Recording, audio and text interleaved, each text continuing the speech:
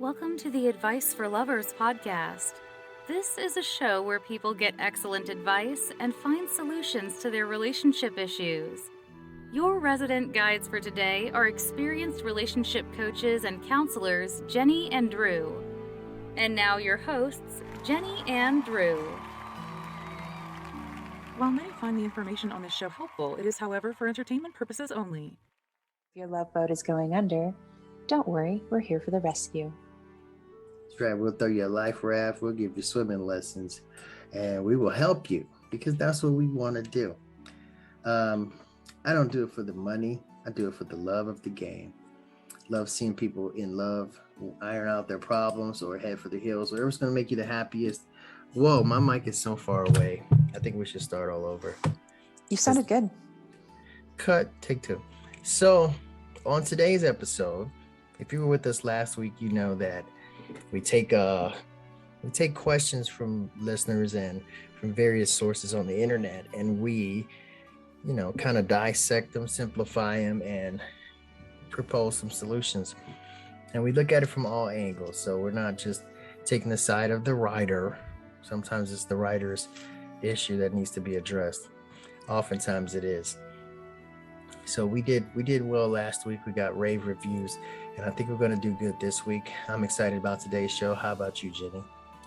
I'm excited too. It's always a pleasure to take a look at people's issues and help them chew on it, pan out, take a look, address issues, grow. Because the longer you stay in love, the more it can grow. And like you said, if it's not right, then head for the hills. But if you're interested in staying, working through the issues is where it's at. It just grows and solidifies what exists, and it makes it a more deeper connection. Yeah, we want it to grow, but we want it to grow like a pretty flower, not like a tumor. So this one, we have one that's really long, and I hope we get to it. But let's do the quickies because some of these are pretty simple, I think. Okay, so first one's from a guy. He's, late teens, early 20s. He says, my friend got a girlfriend, and now he's a complete asshole to me. Yeah, that is a problem. The person that is being an asshole to his friend clearly isn't balancing friendships and romantic relationships very well. There's time and a place for both. You can have both. Maybe this wasn't his friend to begin with. If he's got a new girl and is just treating his friend like crap, the friend that's being treated like crap might have to go ahead and look at and address this relationship, this friendship, because likely either he'll stay in this relationship or he'll find another relationship. And now you have a friend that's kind of what we call fair-weathered friend, someone who's nice sometimes. That's not a good give and take. And if we want healthy relationships, whether they be romantic or friendships, you have to put up boundaries and do the communication. Communication comes up a lot on the show because that's where it's at quite often. Mm-hmm. So he can address his friend. He can just not address his friend and say, you know what, I evaluated it. This relationship isn't worth discussing all this stuff for. I'm just going to leave, head for the hills, like we said earlier. Mm-hmm. He can, if he wants to exercise his communication and he feels like the friendship isn't worth continuing, but it's been a decent friendship, maybe he can address it. Ghosting gets a bad rap, which it's probably not the most highly emotional or educated way to leave a relationship, but some people don't deserve or need responses from you. So I think ghosting gets a bad rap, and it's not always the wrong answer. Sometimes there's nothing to be said and you move along and the person can either figure it out or not. But if he wants to raise a EQ and work on his friendship, then communicate with his friend. I know it sounds like his friend really, like I said at the beginning, has a problem managing relationships, sexual or romantic relationships and friendships at the same time, which would just, point to his issues, his malfunction. Yeah. And maybe, they're so young, so maybe it's his first girlfriend or second, and he hasn't found that way to balance things out. Mm-hmm. You get the little, you get the early stage, the honeymoon stage, frantic and just want to spend every waking moment with you, boo boo. I get it. And maybe, maybe he can talk about it with his friend. Maybe he's already talked about it. Maybe you just put the relationship on pause, give him some time to let it run its course, and maybe it'll correct itself. Maybe the writer has to change the way he's looking at things, because maybe this guy's not even an asshole. Maybe he's just not spending as much time with you as you want him to. Maybe you're not considering that now he has something else that's occupying a nice chunk of his time. Maybe you're not learning how to fall back and understand that things are changing now. Maybe you're jealous of the time that he's spending with his girlfriend and you're trying to break him up or run interference, and your friend's like, dude, fuck off. You're the writer, so I'm going to talk to you. Maybe you need to get a girlfriend. Maybe you need to give your friend room to explore, because one day you'll be that guy with the girlfriend and giving her your time and trying to find balance. There's a lot of things. Maybe he secretly wants a threesome because he's attracted to his friend and not so much the girl at all. We got to be honest with ourselves, explore the possibilities. So there's a lot of room for exploration. Start by looking at you and be willing to communicate. Talk about how you feel with your friend. He's your friend, so talk to your friend. And if he's not willing to talk, then pause, run, ghost, kick his ass, whatever it is you choose to do. Take the high road. Of course, that's the best option. That's the suggestion, which is to be compassionate, respect his space and his time, and try to work.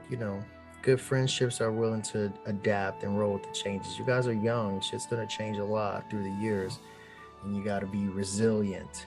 So that's my 2 cents for you, little Jimmy. Little Jimmy from Jamaica. That is good advice for the friend that's being treated poorly, to pan out and see indeed if his friend is treating him poorly. Like, is he saying cruel things and rude things and something of that nature? Or, like you said, is he just not getting enough of his bromance time and he's being spoiled because he used to have all of his time? So panning out and looking at that would be an excellent idea, first of all. Wonderful advice. But then also realizing that if this person has a hard time, like if it's one of his first girlfriends, and if he doesn't want to address how he treats his other friends, like if indeed he's being cruel and rude and saying rude things, that's a toxic relationship. It doesn't have to be a romantic relationship for it to be toxic. It can be family or friends. So everyone needs to address themselves, take a look, reevaluate. Because I took it as like his friends being mean, like being cruel, saying cruel things. But indeed, if it's just not spending as much time and now he's feeling neglected, he can look at his emotional stuff too, his insecurity, his potentially abandonment stuff. So yeah, and they don't give us a lot of information, so just trying to look at it from different angles. Hopefully we hit the right angle, because we don't really know, is the guy literally doing stuff or he just feeling like he's doing stuff? So that's important to consider too. And I mean, you see, I watch movies and they show this in movies all the time.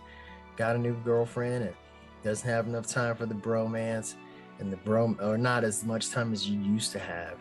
And now one of the bros is getting envious and trying to sabotage or whatever, sensitive or in denial about his suppressed homosexual curiosities with his friend. Who knows? No judgment. But let's encourage writers, listeners, to be specific so that we don't have to try and imagine ourselves in your shoes or whatever it is we have. So let's go to some of these should be brief. Let's see. Wife cheated 6 years ago and we stayed together. Recently I've started thinking about it again, and that's all he said. So it's something happened in the past, for whatever reason it started coming back up in his mind, and now he's experiencing some discomfort or some resentments popping back up. I don't know. Let me go first and then you go second, because Sure. it's better to go second, because then I can get ideas from what you said. So she cheated on you. It's commendable that if you loved her enough, you were willing to work it out and stay together. Good for you guys. I don't know what triggered this resurgence of these feelings, but if there was something that triggered that, you might want to take a look at that and kind of get healthy. So like every time you hear that Johnny Cash song, you don't think about my wife cheated on me 6 years ago and get pissed off, because that's not normal. I mean, that's not healthy and it's not nice. But if it just came randomly, then I don't know, maybe it wasn't fully resolved in the first place, and you're back where you started from. You're gonna have to figure out how to let it go, how to really dump, really heal, and really forgive, so you guys can continue to move forward. And that's all I got for that.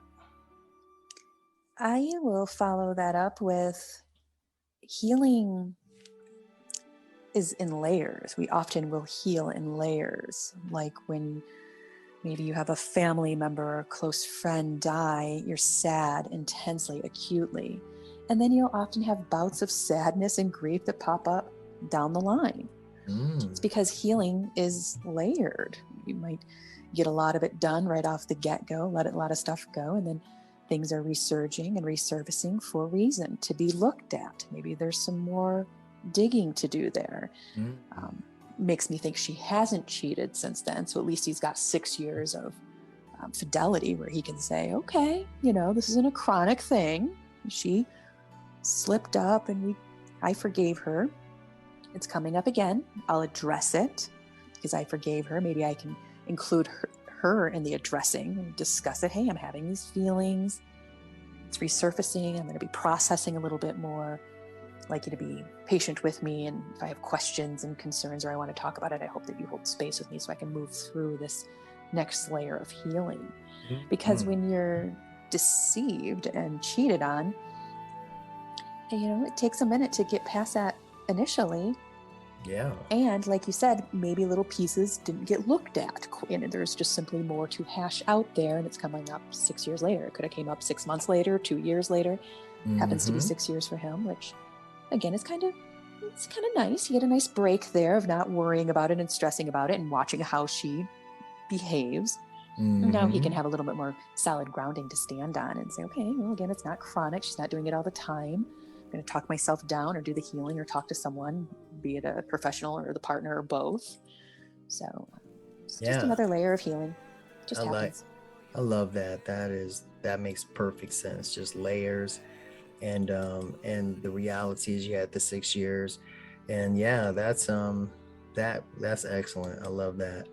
And it's good that he's asking about it. He's not writing a question saying, I started thinking about it and I kicked her out or punched her in the face. What should I do now? He's talking about it. He's curious, looking for some guidance. So kudos to that guy, Willie from Washington. So let's get to this one. This is a little bit challenging because there was a long story that went with it, but I totally don't remember it. I mean, I didn't write it down, but basically it's called I Ruined Christmas. So there's a married couple, they're different ethnicities, and not that it matters, but it matters in this scenario. There was a family Christmas.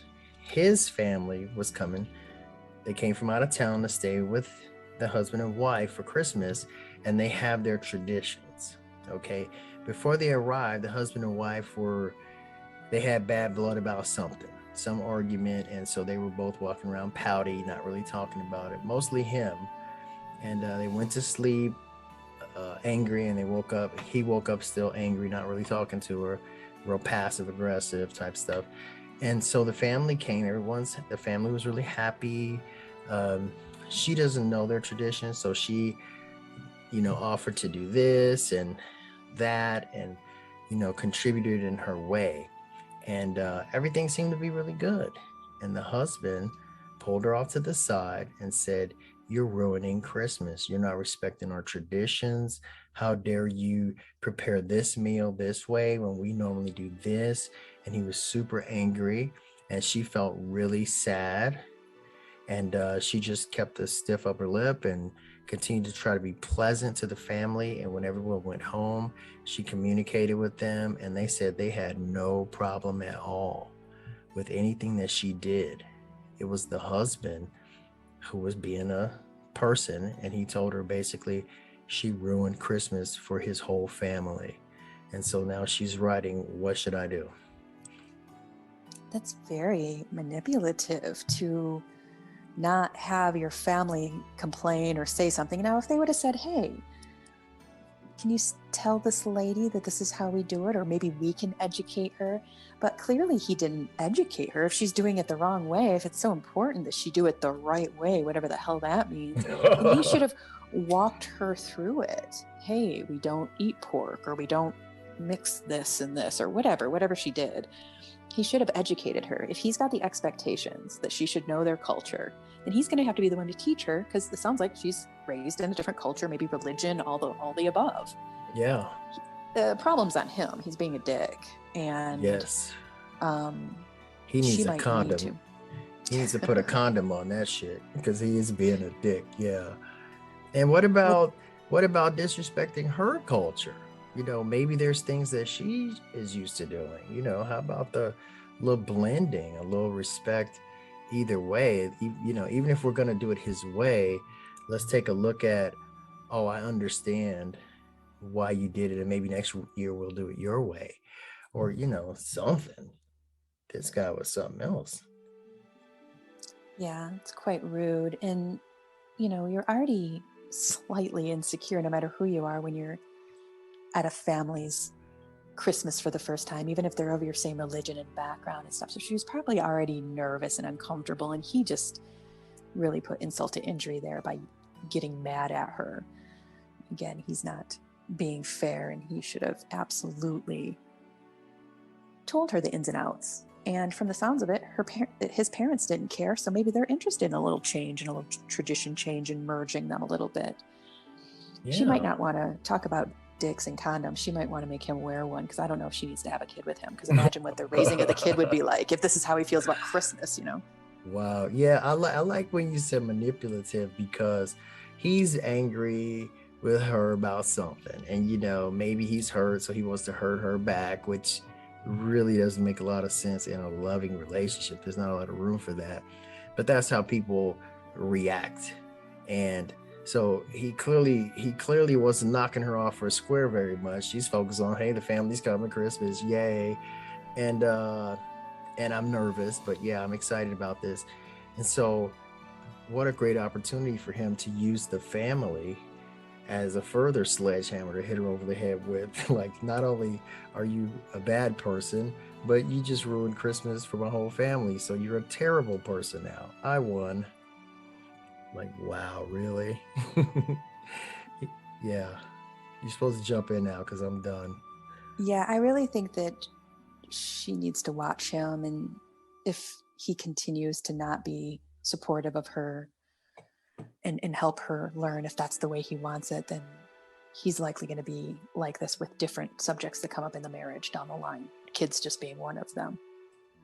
Yeah, and just to bring it really back in for me, because normally I like to look at the writer's point of view, like, what should you do? You should, like Jennie said, pay close attention to this. This is red flag city, jumping off everywhere. Mm-hmm. And you need to communicate with him and let him know, you know, you got to grow up here, first of all, and let him know, like, hey, this isn't the truth. You're being very mean. You're being unkind.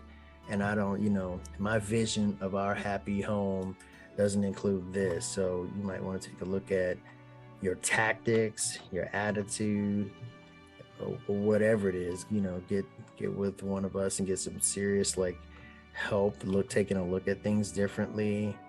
So yeah, you need to stand your ground, or stand up for yourself, and communicate with him how you feel and what your boundaries are, because otherwise you may be getting on a merry-go-round that you don't even want to get on. So, and start looking for a homeless shelter just in case. Not really a homeless shelter, but something, or a backup plan. Sure. Yeah, because this is serious. This is not This is serious. And it doesn't seem serious because it's just this thing. But this is, sometimes things get serious in increments. They just kind of sneak up on you, you know.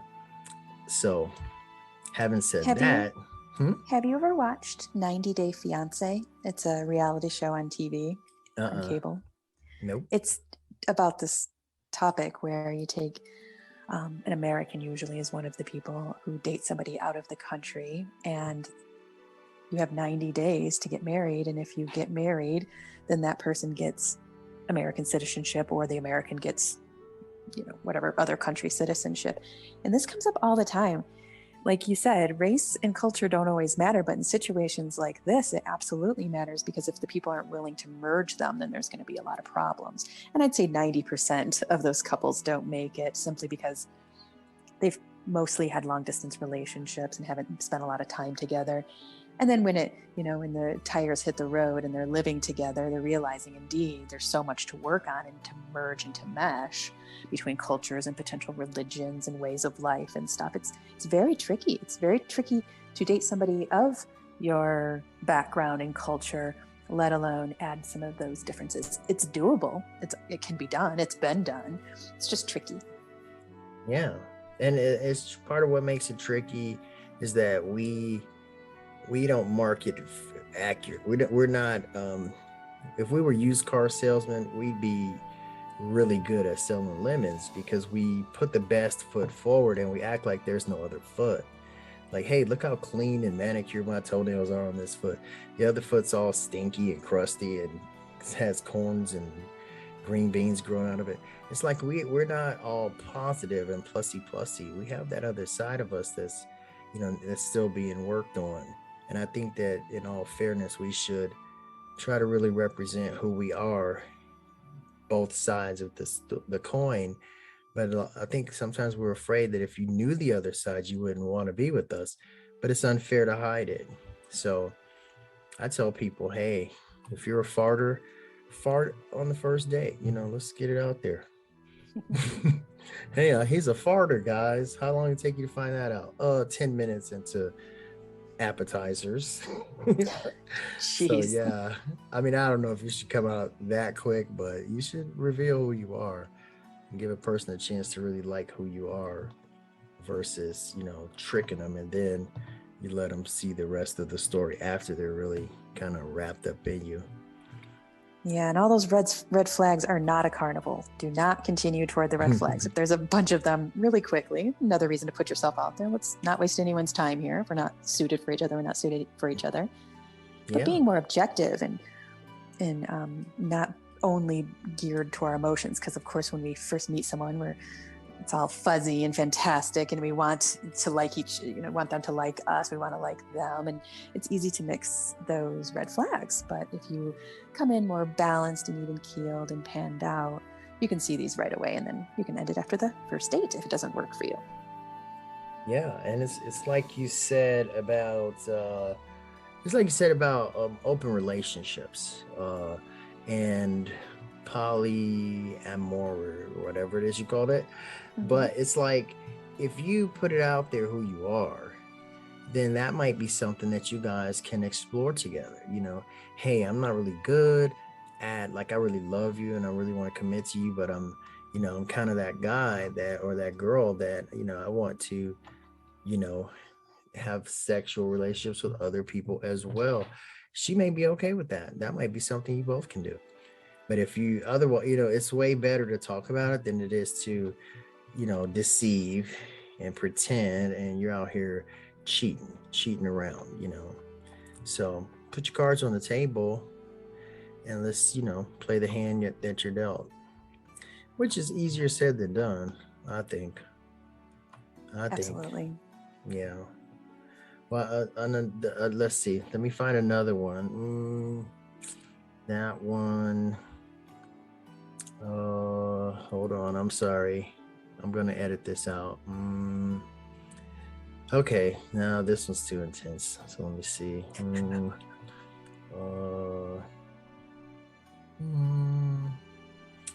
Okay, and we're back from that commercial break. So this writer This is Sarah from Seattle. She says, my live-in boyfriend of 2 years didn't give me anything for Christmas. What do I do? Well, maybe he doesn't celebrate Christmas. Maybe this is not part of his process. People often will celebrate Christmas, and then hence their expectation is that everyone does. Maybe he does celebrate Christmas and he's just not purchasing her anything. And I think this is the time when communication comes out. Like, hey, are you tight on money? Because if that's the case, I get it. Maybe a card or a handmade gift and won't take much effort. But learning people's love language is very important. And there's many ways that people appreciate being loved. Some people like little tokens and gifts. Other people like just quality time. Other people are very physical. Maybe we're a combination of all of these. There's a couple more of them. But communicating and taking the quiz, you can do it for free online. Find your love language. You both take it. And then you can see what's valuable to each person, because she's probably buying him a bunch of presents. He's like, that's nice, but I don't really exchange gifts. Yeah. Then she's then giving him gifts so then she can get gifts, which is weird. If you want to give, go ahead and give without the expectation. So they definitely need to speak on that. And that's smart. If it's important to her to get gifts from him, then she can relay that to him. Like, if it's not a money situation and you just didn't think, ahead of time to buy me a gift, I would like it if you put a bit of effort in and get me a little something. It's not what you get me, it's the thought of it. And if that's what she's looking for, then she's going to have to ask him for that, because just expecting people to do what you want them to do is a losing game. Yeah. You're gonna be sad if you don't. It's scary to ask, but it's scarier to not get anything and stare at that empty tree. Like, I bought him all this stuff, he didn't buy me anything. And the love languages, that's so important, because people do unto people the way they want to be treated. And maybe Christmas gifts don't mean anything to him, so maybe he assumed it didn't mean much to you. And maybe his gift to you was that good old electricity, that good old heat. He's paying these bills. He might feel like that's your Christmas present, which is kind of not cool because people don't consider that a gift, but it is. Maybe she should put a bunch of gifts under the tree and sign them from random guys' names to her. Kind of shock them back into reality. Like, hey, I'm a catch over here. Somebody wants me. But I don't know. Yeah, I have nothing to add to what you said. Love languages, communicate, make sure you guys are understanding what is important to each other, and don't give just for the sake of hoping to get, and don't not give for the sake of hoping not to get, or whatever that's supposed to mean. Anyway, go ahead.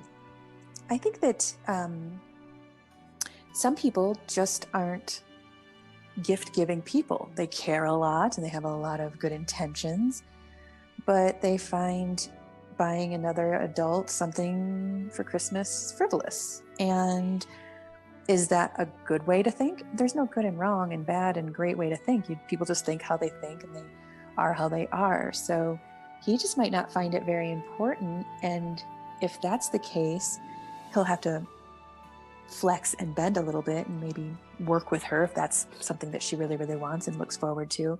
But then she might have to flex with him and not expect something every, Valentine's Day or Sweetest Day and birthday. And I mean, if you line up all the events in a year that a person celebrates, I mean, I can't believe we get any work done. It's always somebody's birthday, some event going on. We're celebrating anniversaries. I mean, some people are just celebrated out and they just prefer not to celebrate. Again, if that's how he is and he wants to stick with that, and she's really, really, really celebratory and likes to celebrate, then this might not be the exact relationship that she's looking for if it's that important. Now, if everything else is great and she can look past it and just buy herself gifts at Christmas, because you get those Black Friday sales, you can buy herself whatever she wants. Right. There's more communication. That's why I believe in giving money, because when you just can't think or you just don't want to be bothered with the whole thinking, just give a person money. They can go buy something that they are sure to like. Cards, things like that. Yeah, I'm super lazy. Here's some money, bye. But also, like, I got this old school philosophy of what you do to get her. Oh shit. That was the alarm saying we got a minute to go. Could you even hear that? Okay, cut, take two. I stepped on some wood and I hope it didn't creak too loud. Sorry. I didn't hear it. Well, I'm from the old school. I got the old school philosophy. What you do to get her is what you got to do to keep her. So if in the beginning you're like, oh, yeah, I'm so accommodating, I'm so flexible, I so appreciate you, I want you to be happy, I'm willing to buy you flowers. It's like, don't get down the road and like, I'm not buying you nothing and that's overrated and blah, blah, blah. The things that make her happy, now you don't even care, because now she's become like an old pair of shoes, really comfortable, but who really cares? It's like, you can't do that. You got to keep her fresh. You got to keep looking at her like she's a catch, because when you take her for granted, the rest of the world doesn't. There's guys out there that want to make her the princess again. So if you got it and you like it, do what you got to do to maintain it, or you might not have it, sir. That's my view. Yep. So, well, this was another great episode, and we hope that you feel encouraged to send us your questions. We'll make up fake names, or you can be anonymous, or you can give us your real name. It's on you, and we'll do our best to give you the spin from the I don't know. Wait a minute. Let's do that ending again. So this brings us to the end of another exciting episode. We hope that you enjoyed it. We hope that you got some helpful information. We encourage you, the listeners, to go ahead and send us your questions. The more details, the better answer you'll get, but you can send whatever you like, and we'll do our best to offer you some solutions to your love issues and relationship problems.